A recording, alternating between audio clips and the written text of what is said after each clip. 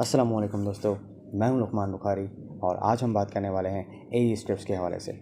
Basically ए scripts होती ये हैं कि वो आपका काम आसान करती हैं और टाइम सेव करती हैं। आज की जो हमारी स्क्रिप्ट है वो है ट्रू कॉम डुप्लीकेटर। इसे इंस्टॉल कैसे करना है और इसे यूज़ कैसे करना है, इसको आज हम देख रहे होंगे। ट्रू कॉम डुप्लीकेटर आपको ए स्क्रिप्ट से मिल जाएगा, मैंने नीचे लिंक भी मेंशन कर दिया है। तो आइए शुरू करते हैं। ट्रू कॉम डुप्लीकेटर की फ़ाइल को आप कॉपी करेंगे और इसके बाद इस लोकेशन पे पेस्ट कर दीजिएगा। और याद रखें कि जब भी आप किसी भी स्क्रिप्ट को इस फोल्डर में पेस्ट करें तो आफ्टर इफेक्ट्स को बंद रखिएगा, ताकि जब आप आफ्टर इफेक्ट्स को दोबारा खोलें तो वो रीड कर सकें।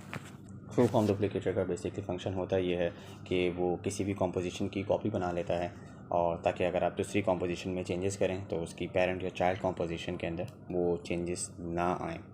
अगर आप आफ्टर इफेक्ट्स की किसी भी कॉम्पोजिशन को without true com Duplicator copy paste करते हैं तो उसमें होता ये है कि वो दोनों में चेंजेस आ रहे होते हैं, जिसकी वजह से ट्रू कॉम डुप्लीकेटर काफ़ी इफेक्टिव रहता है और ये काफ़ी आसानी से आपकी फ़ाइल को कॉपी कर लेता है, उसकी कॉपी बना लेता है।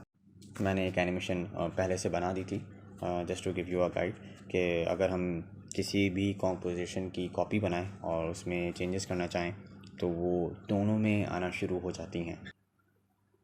अगर हम इसका कलर चेंज कर दें तो आप देख सकते हैं कि जब मैंने इसका कलर चेंज किया तो वो जो दूसरी कॉम्पोजिशन है उसके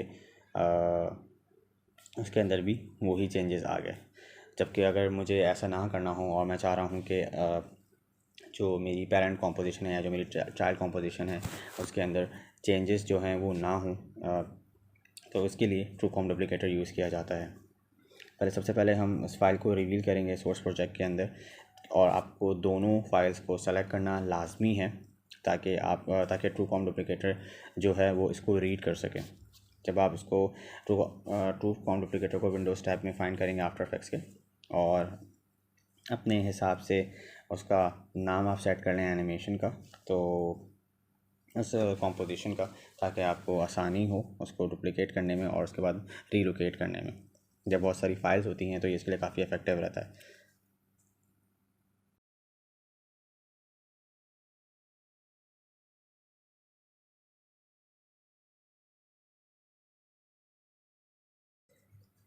जैसे कि आप देख सकते हैं कि अगर मैं इसका यहाँ पे कॉम्पोजिशन का कलर चेंज करूँ तो ऐसे पहली वाली कॉम्पोजिशन जो है वो ब्लू है और दूसरी वाली कॉम्पोजिशन जो है वो ग्रीन है।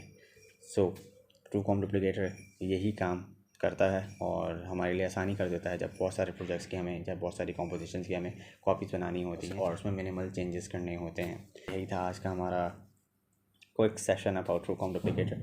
प्लीज़ मुझे ज़रूर बताइएगा कमेंट सेक्शन में कि आपको और किस स्क्रिप्ट्स के हवाले से मालूमात चाहिए, और अगर आपको वीडियो अच्छी लगी तो सब्सक्राइब कर दीजिएगा और लाइक ज़रूर कर दीजिएगा। Thank you for watching.